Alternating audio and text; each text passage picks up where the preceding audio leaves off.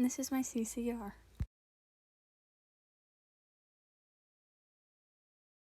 My film falls under the genre of drama, more specifically, coming-of-age drama.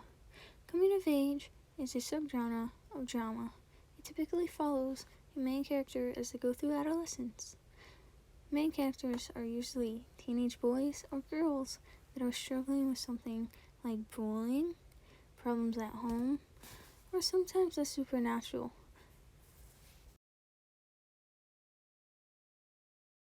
At first, I did not have a set storyline. I knew I wanted to address a mental illness in my film. I started researching different mental illnesses. I had an interest in showing bipolar disorder or schizophrenia. However, I was not entirely sure how to film these disorders since it partly relies on the actor or actress to act the part, so I settled on depression. I researched them more, looking at the symptoms of depression, its causes, and whom it affects. The symptoms include extreme sadness, loss of interest and energy, tough times concentrating, and self-harm or suicidal thoughts, leaving the person with a jumbled mind. No one really knows the cause of depression. It is hard to narrow it down to a specific thing, but scientists believe the root cause of it lies within one's genes. On top of that, it may be stressful situations that overwhelm the brain and cause someone to break down. Research has shown that most people have had depressive episodes and millions have been diagnosed. It is more common in teenage girls than boys in high school, a problem on a global scale that will sadly not be solved. I hope my film appeals to those who have suffered from depression or know someone who has, so they can understand what that person is going through.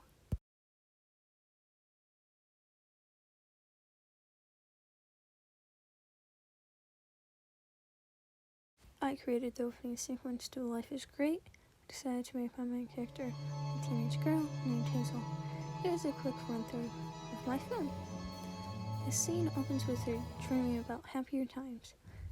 Then it cuts to her waking up to a bad grade on an assignment, followed by her dad texting her messages that could send her into a depressive episode. She decides to go to the park and draw to escape from the sad feelings.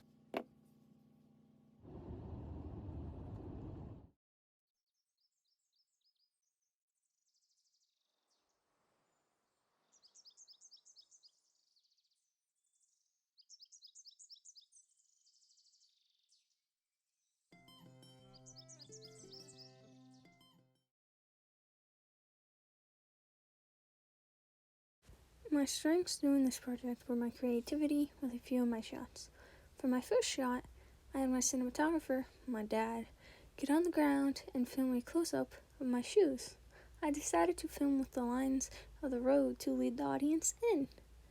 Another strength I had was my understanding of colors and how to color correctly. Here's the second shot of my opening sequence. There is an enormous difference between the original and after I color corrected it. A weakness I had was timing/scheduling. Classmates were too busy working on their own projects, and my family had personal things that had to be dealt with. Our schedules conflicted too much. After some convincing, I got my little brother and father to help me film. My editing skills were not that great. I did not have any specific cuts in mind. I tried a few different transitions, finally settling on some. I also was not sure how to organize the shots to tell a story.